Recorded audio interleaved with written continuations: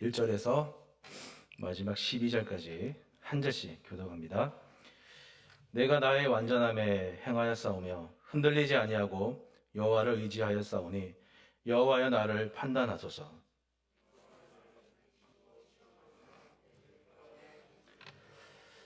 주의 인자하심이 내 목전에 있나이다. 내가 주의 진리 중에 행하여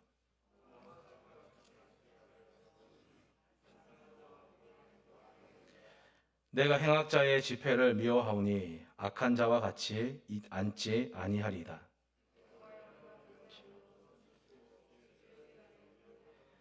감사의 소리를 들려주고 주의 기이한 모든 일을 말하리이다.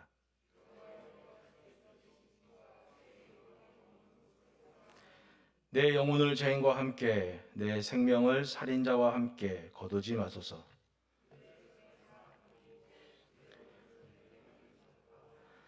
나는 나의 완전함에 행하오리니 나를 속량하시고 내게 은혜를 베푸소서. 송축하리다. 아멘. 오늘 제목이요. 뭐냐면은 밥이 보약이다 하는 제목을 제가 정해봤습니다. 왜 정했냐면은 왜 이렇게 제목을 정했냐면 오늘 제가 이 말씀으로 여러분들과 함께 나눌 내용들이 다 들은 얘기예요. 다 알고 있는 얘기예요. 근데 여러분 밥을 하루에 한 끼라도 안 드시는 분 없죠? 예. 뭘 드시더라도 꼭 쌀이 아니라 이렇게 뭘 드시잖아요. 그 드셔야지만 하루 또 생명을 연장하고 우리가 살아가는데 그런 의미에서 우리가 매일마다 밥을 먹듯이 오늘 말씀 다 우리가 알고 또 많이 들은 말씀이지만 그 다시 한번 듣고 우리의 또 신앙을 다지고 또 한번 이렇게 되돌아보면서 또 어떻게 살아야 할지 돌아보자는 의미에서 밥이 보약이다 했습니다.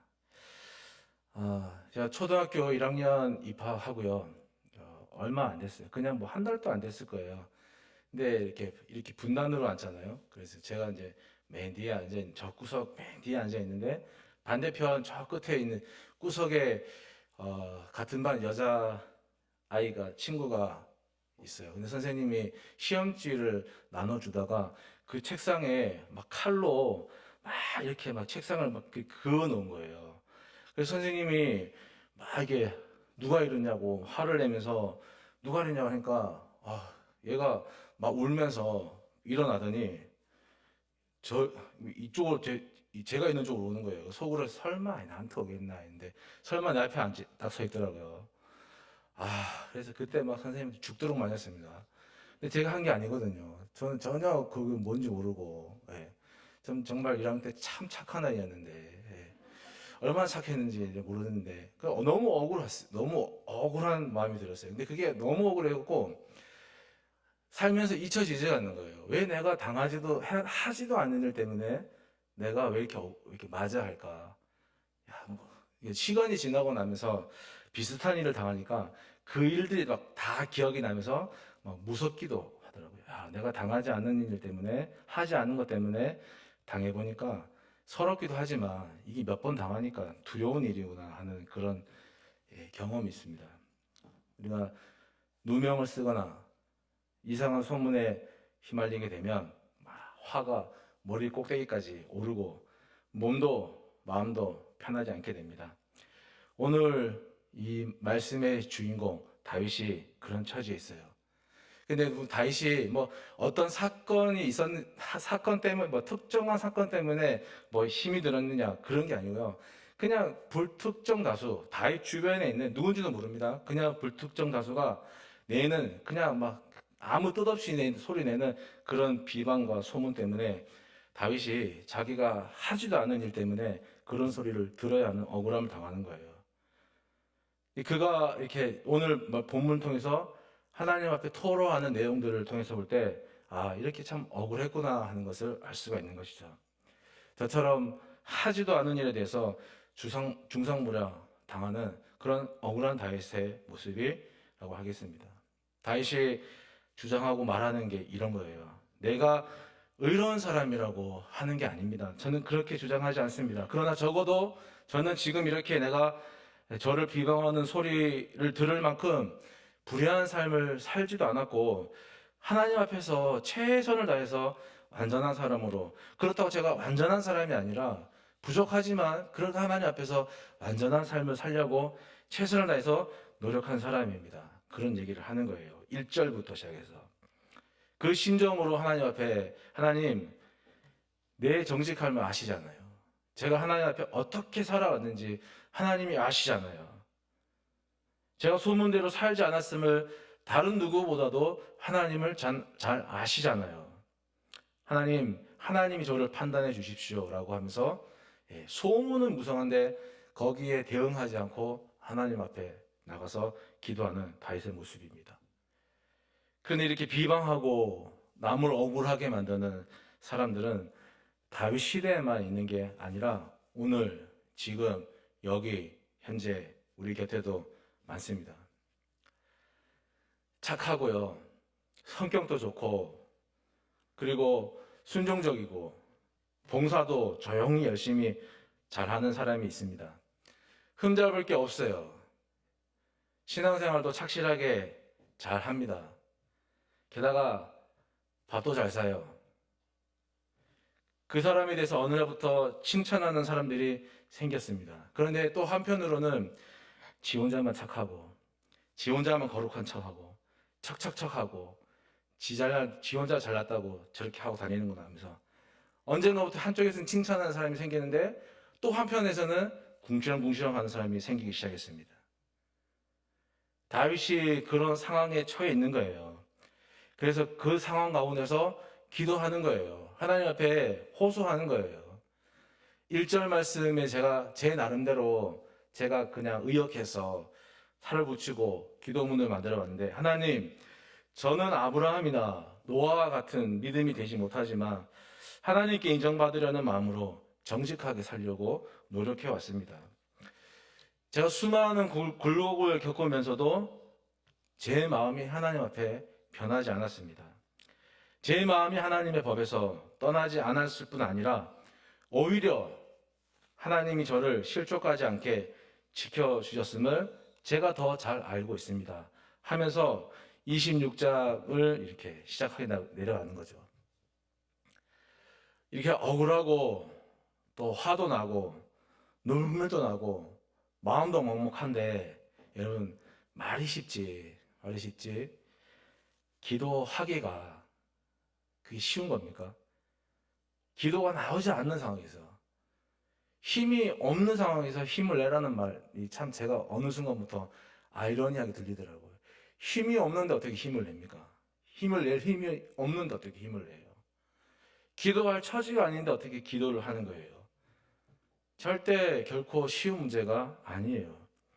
그런데 우리처럼 여기 계신 우리처럼 오래 신앙생활 하신 분들이라면 한 번쯤 생각해 볼 문제가 있습니다. 그게 뭐냐면은 우리가 마음 가는 대로, 감정대로 해서는 안 되는 일이 있다 하는 겁니다. 뭔 말인지 이해가 안 되시죠? 단지 이렇게, 난 억울한 일을 당하고 이 다윗처럼 이런 일을 겪은 것 때문에 우리 신앙이 그렇게 쉽게 좌절되고 쉽게 어떻게 되는 그런 습관을 우리가 가져서는 안 된다는 겁니다. 다윗은 이렇게 어려울 때도 하나님 앞에 나가서 자기를 비방하는 거기에 신경 쓰지 않고 그걸 다 끌고 와갖고 하나님 앞에, 전 이렇게 살았잖아요, 제가 하나님 더 잘 아시잖아요 하는데, 다윗은 하는데 나는 왜 안 되냐, 이런 생각을 가져야죠. 우리가 그냥 맨날 누가 내 얘기하고 뒤에서 뭘 하면은 그것 때문에 힘들어하고, 그게 어느새 한두 번 쌓여서 습관이 되고 그냥 자리에 눌러버려 앉는다면 오랜 신앙생활 하는 의미가 무엇이 있겠습니까? 다윗은 가능한데 나는 왜 안 되냐, 이런 의문을 가지고 그 지점을 뛰어넘어야죠. 그걸 뛰어넘어야 여러분, 우리 신앙에도 나무 식물의 생장점이 터지며 거기에 열매가 맺히고 꽃이 피잖아요. 그런 것처럼 그걸 뛰어넘어야 우리 신앙생활도 싹이 자라고 꽃이 피고 열매가 맺히는 거 아니겠습니까? 근데 사탄은요, 그렇게 안 되게 만들려고 여러분, 하나님의 뜻대로 사는 사람들 맨날 잡아다가 흔들어냅니다. 자기가 안 해요. 가장 옆에 있는 사람, 가장 내가 그래도 믿었던 사람을 사용하는 거죠. 그래도 그 흔들어내는 거기에 요동하지 않아야, 여러분, 욥을 기억해 보십시오. 요동하지 않아야 그 나중이 잘 되잖아요. 어떤 집사님이 교회에서 억울한 일을 많이 당했다고 저한테 얘기를 합니다. 우리 교회는 아니에요. 지나온 교회 중에 자기는 교회에서 억울한 일을 많이 당했대요. 그래서 자기는 자기 자리를 지켰다 합니다. 그래서 제가 그랬습니다. 잘하셨습니다. 안전하고 지키는 것이 이기는 겁니다. 여러분, 교회 주일날 예배 빠지고 골프 치러 다니고 등산하러 다니는 사람, 그 사람 죄송한데 그 사람은 절대 사탄이 건드리지 않습니다. 가만 놔둬도 되는 사람들이거든요. 죄송한데 그런 분들은 사탄의 공격 대상이 아니에요. 믿는 우리가 빛이죠. 이 세상은 우리가 밝혀야 될 어둠의 세상이에요. 마태복음 5장에 나와 있는 말씀처럼 불빛을 등경 위에 두고 집안을 비추잖아요. 그러니까 우리가 하나님의 뜻대로 세상을 비추는 빛으로 살면 세상은 그 빛 때문에 자기의 어두운 행실이 다 드러나거든요. 그게 너무 싫은 거죠, 그게. 너무 싫은 거예요. 자기는 엉뚱하게 살면서 교회 보고 맨날 그러면 안 된다고 그렇게 공격을 해야 됩니다. 그 실상이 드러나는 게 너무 싫기 때문에 여러분, 수단 방법을 가리지 않고 우리를 공격하는 거예요. 그래서 성도가 고난을 당할 수밖에 없는 거고, 그것 또한 하나님의 뜻대로 사는 방법의 한 부분인 것을 우리는 명심해야 되는 겁니다. 그러니까 억울하면 지치지 말고 더 힘을 내야 됩니다. 포기율 있죠, 포기. 그거는 배추 셀 때나 쓰는 단어라고 치료해버리고, 낙심하지 말고, 좌절하지 말고, 나약한 생각도 마음도 우리가 다 버리고 살아야 되는 거예요. 거기서 생장점이 시작되는 거죠.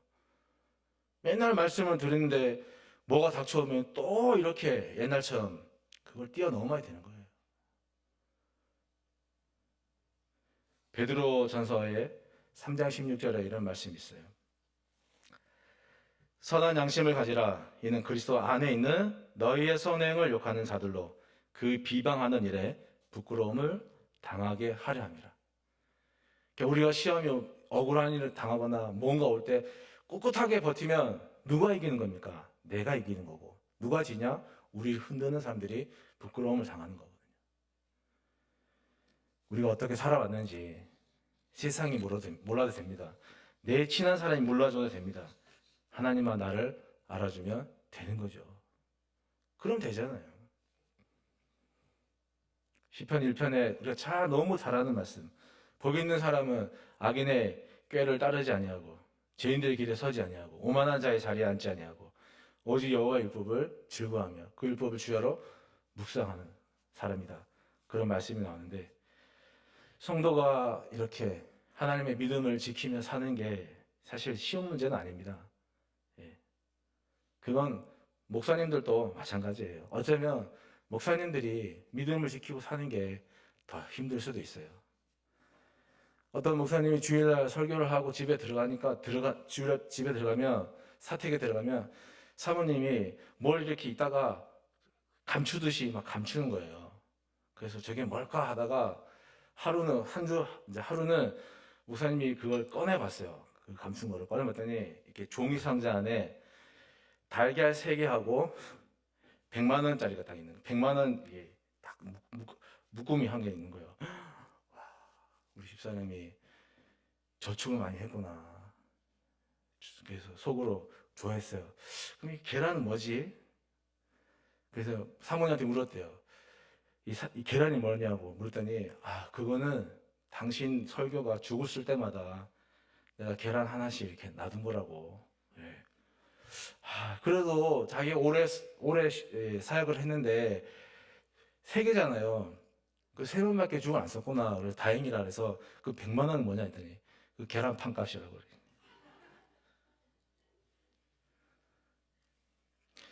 어쩌면 신앙을 지키는 게 예, 누구나에게 다 힘들어요. 그 하나님 앞에 가까이 있는 사람일수록 더 힘들 수도 있는 문제예요. 예수님께서 거라사 지방에 이렇게 귀신 들린 사람을 고쳐주신 사건이 있죠. 고쳐줄 때 그 귀신에게 네 이름이 뭐냐 물었을 때 그 귀신이 자기 이름을 전 군대입니다 그랬어요. 여러분 군대는 한 사람이에요, 여럿이에요? 여럿이잖아요. 그러니까 우리가 하나님께 믿음을 지킨다는 것은 보이지 않는 영적인 싸움을 하는 일인데 내 개인이 그 한 사람도 아니고 여럿이 군대를 상대하며 싸워야 되니까 얼마나 크겠습니까? 얼마나 힘들겠습니까? 그러니까 믿음을 지킨다 하는 일이 말처럼 쉬운 일이 아니에요. 믿음을 지키는 힘이 우리는 없어요. 하나님이 우리에게 그 믿음을 지킬 용기와 지혜와 의지와 힘을 주시지 않으면 더더욱 지키기 어려운 것이 믿음인 것이죠. 근데 다행스럽게도 하나님이 우리에게 우리 연약함을 알고 우리가 그 믿음을 지킬 수 있도록 힘을 주시는 거예요. 근데 우리가 그 하나님이 주시는 힘을 의지해서 살아가면서 내가 이 힘을 의지해서 살아가고 있다 하는 그 증거, 자연적으로 나타나는 결과가 있는데 그게 뭐냐면 우리가 세상과 구별되게 살아가는 삶의 방식이 나타나야 한다는 거예요. 그게 없으면 우리는 하나님을 의지해서 살아가는 게 아니에요. 4절, 5절에 보시면 거기 가치 없게 사는 그런 허망한 사람들, 숨기고 은밀하게 행하는 그런 간사한 사람들, 우상 숭배하는 사람들, 악한 말과 행동을 통해서 다른 사람들을 힘들게 하고 어렵게 하는 사람들, 그런 사람들하고 함께하지 않는다 다시 말하는데 사실 속마음은 제가 그들하고 담을 쌓고 살겠습니다. 관계하지 않고 살겠습니다. 그런 게 아니죠. 담을 쌓고 산속에 들어가서 살라 하는 그런 말이 아닌 거예요. 분리가 아니라 거기 모여 살면서 살되 구별하고 살아라 하는 그런 말이죠. 우리가 그 속에 살지만 내가 하나님을 선택할 것을 꾸준히 내가 행하겠다. 꾸준히 그 의지를, 내 선택을 내가 지켜나가겠다 하는 그런 고백인 것이죠. 남유다 왕 중에 들어보셨을 왕, 여호사밧. 그 아버지의 이름이 아사 왕이거든요. 그 아버지 이름이 아비야예요. 근데 이 아사 왕이 자기의 아버지 아비야 왕의 뒤를 이어서 외세의 침략이 있을 때마다 그냥 하나님 앞에 달려갔어요. 하나님 도와주세요. 쉽게 말하면 그렇게 왕이 기도를 했어요. 그랬더니 성경에 뭐라고 나와 있냐니까 그 결과 유다 땅이 평안해졌고 여러 해 동안 전쟁이 없었다. 그렇게 나와 있어요. 그런데 이번에는 북쪽에 있는 바하사 왕이 쳐들어오자 이 아사 왕이 하나님을 찾지 않고 다메섹에 있는 사신을 보내서 다메섹 왕의 도움을 요청한 일이 생겼습니다. 그러자 하나님이 선지자를 시켜가지고 그 아사 왕, 네가 망령된 일을 저질렀구나 하면서 책망을 하시는 거예요. 제가 이 본문을 좀 보면서 왜 이렇게 이런 이야기들이 사실 그 열왕기상하 역대상하 많이 나오잖아요. 그 외세의 도움을 받아서 하면 되지. 굳이 왜 그럴까 하는데 그러다가 이제 좀 묵상하고 또 생각해 보니까 외세의 도움을 받으면서 살아남기보다는 어쩌면 우리가 신앙생활 할 때는 그런 일이 없으면 뭐 좋겠지만 외세의 도움을 받아서 비참하게 살기보다는 오히려 하나님은 우리에게 거룩한 순교를 선택해야 할 때가 있다는 것을 말씀하시진 않을까 하는 생각을 해봅니다.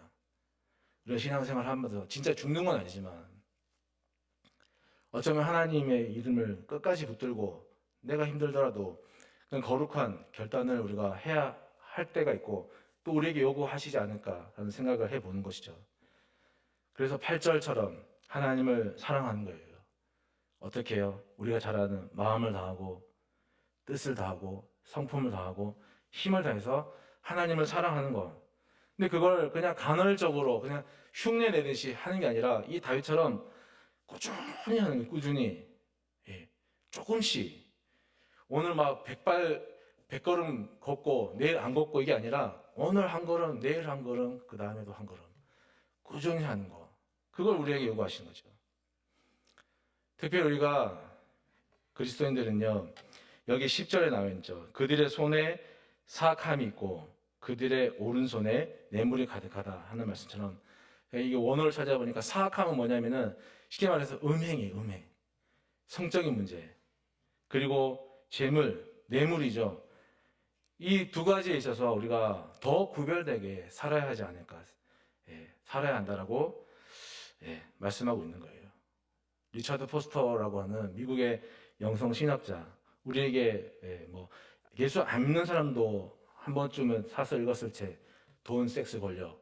이 책의 저자는 특히 그리스도인들이 이 세 가지를 조심해야 된다고 얘기하거든요. 피해야 된다 얘기해요. 왜냐하면은 그와 같은 세 가지들이 결국에는 인간의 모든 죄악들을 불러 부추기는 죄악의 원초적인 욕구이기 때문에 이 세 가지를 특별히 더 우리가 조심해야 된다라고 말하고 있습니다. 우리가 사는 이 세상이요, 참 불의가 가득하죠. 관행이라는 이름 하에 불의를 그냥 막 물 먹듯이 밥 먹듯이 하는 것입니다. 내가 저 사람한테 필요한 일이 있어서 뭔가 사주할 일이 있어서 뇌물을 주면 그 사람이 받지 않아요. 그럼 어떻게 생각해요? 여러분 같으면 받기 싫은가? 저 같으면 받기 싫은가? 라고 할 텐데 어떻게 생각하냐면 세상은 너무 적어서 그런가? 더 갖다 바치는 거예요. 아니면은 내가 미운털이 박혀서 내 걸 안 받는 건가? 어떻게 해서든지 그 뇌물을 받게 하는 게 세상의 관행이고 그 자연스러움이죠. 만약에 그리스도인들이 그 세상 안에 사는데 그런 세상의 모습들을 답습한다 그러면 하나님의 복음이 어떻게 되겠습니까? 우리가 그러한 문제 앞에서 단호한 의지를 가지고 대항해야 한다 하는 말씀이죠. 그 단호한 의지를 보여줄 수 있는 제일 좋은 방법이 뭐냐면 무엇이겠습니까? 혹시 아시는 분 있으면 저한테 좀 가르쳐 주십시오. 무엇인지. 우리가 이 세상에 살면서 하나님의 방법대로 살겠습니다라고 특히 돈, 섹스, 권력 이 말씀드린 것처럼 모든 죄의 원초적인 욕구를 그 문제를 일으키는 이 세 가지에 있어서 내가 하나님의 방법대로 살 수 있는 가장 강력한 의지가 있다면 무엇인지 알려주시면 제 주머니에 있는 전 재산을 주머니가 없네요.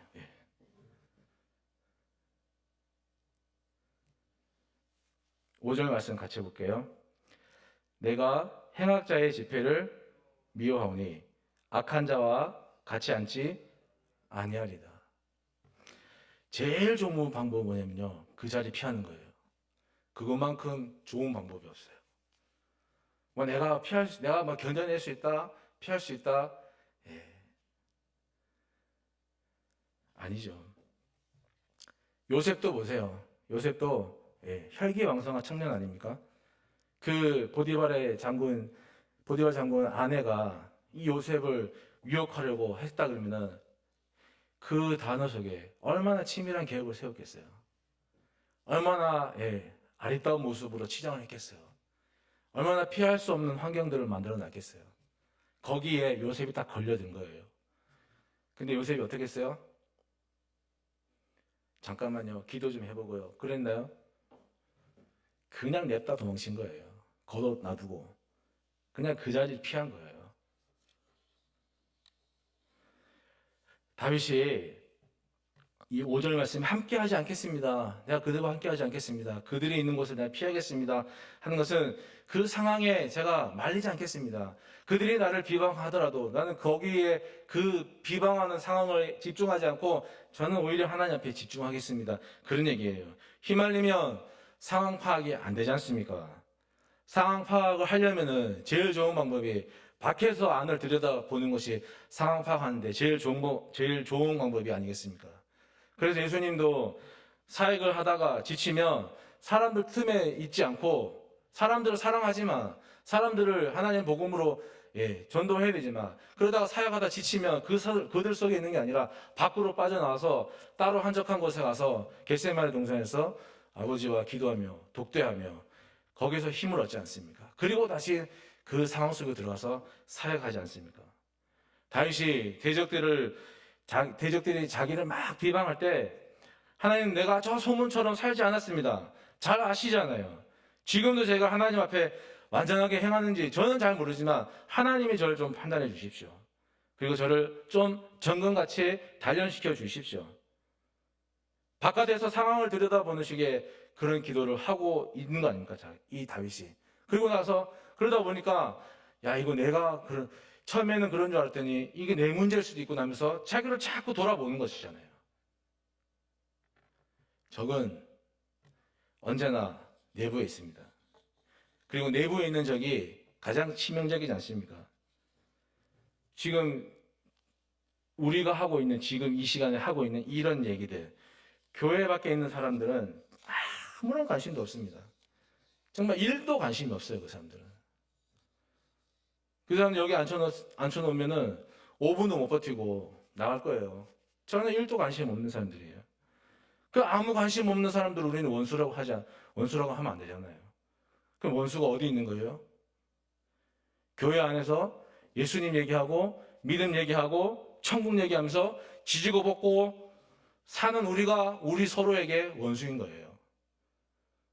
우리가 저 사람들한테 상처 줍니까? 우리가 저 사람들한테 상처 받습니까?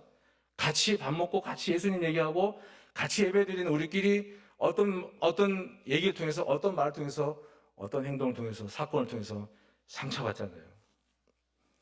그렇다고 우리 서로를 가지고 적으로 보면서, 적으로 대하면서 살 수 없는 문제 아닙니까? 때로는 문제를 키우지 않기 위해서 내가 자리를 피할 줄 알아야 되고, 때로는 문제를 더 심각하게 만들지 않기 위해서 내 문제이구나라고 자기를 돌아볼 줄 아는 그런 지혜를 우리가 가져야 한다는 말씀이에요. 그런 유혹을 피할 수 있도록 자리를 피하는 게 가장 현명한 거예요. 가만히 있어봐, 내가 해결해 줄게 하고 뛰어들었다가는 큰일 나는 겁니다. 5만 원 내기가 돈이 걸려있는 그 바둑판에 지 잘한다고 훈수 들었다가는 난리 나는 거죠. 그 사람은 피하는 거예요. 옆에서 감망하고 가만히 보는 거예요. 저는 우리가 그런 지혜를 좀 가진 사람들이 되었으면 좋겠습니다. 마지막 12절에 보면 다윗이 자신의 발이 평탄한 데 있다라고 그렇게 얘기하거든요.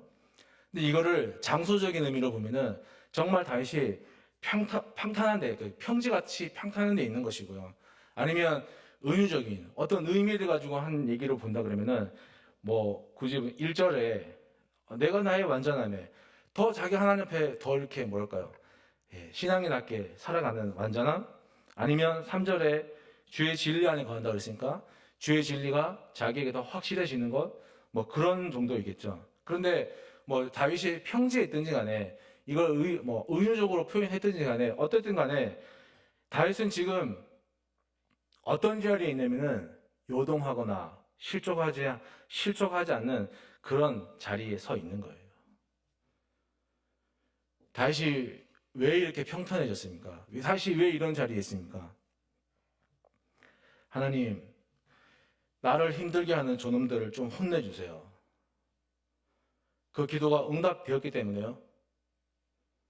하나님, 어떤 모집사, 어떤 누구, 얼굴 보기 싫은 누구 좀 안 보게 해주세요. 우리가 그런 기도를 드릴 때, 그런 기도가 응답되면 우리의 마음이 평안해집니까?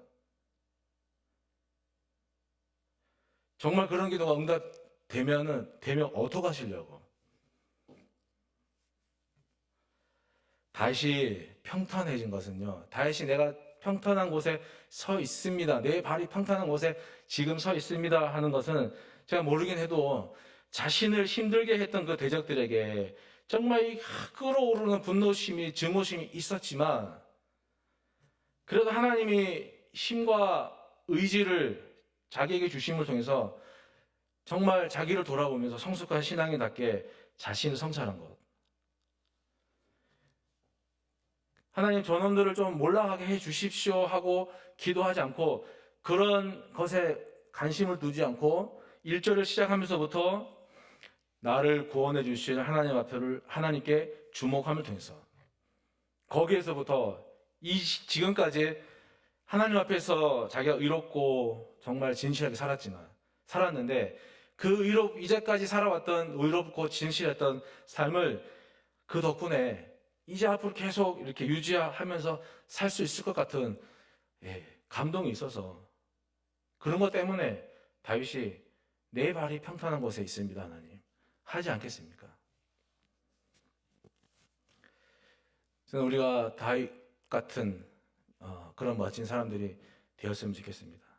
지금까지 드린 말씀은 여러분들이 신앙생활 해오면서 지금 이 시간이 아니라 수십 번 들었을 거고 수백 번 들었을 거고 다시 한번 돌아봤으면 좋겠습니다. 밥이 보약인 것처럼 이 사실들을 다시 한번 우리가 되새기면서 하나님 앞에 우리가 다시 한번 지혜로운 사람으로 살아갔으면 좋겠습니다. 특별히 지금 지건 선거 기간 중에 있는데요. 다음 주에 이제 최종 결과가 나오잖아요.